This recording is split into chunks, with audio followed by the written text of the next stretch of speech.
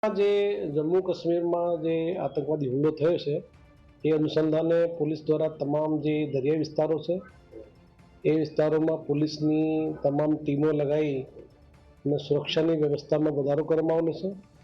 પોલીસની તમામ ટીમો એલસીબી, એસઓજી અને સાથે સાથે જે બીજી ટીમો છે એ તમામ વિસ્તારોમાં પેટ્રોલિંગ કરવામાં આવેલ છે. તેમજ વધારે મોટા જગ્યા ઉપર જે વાહન ચેકિંગની પણ કામગીરી કરવામાં આવેલી છે.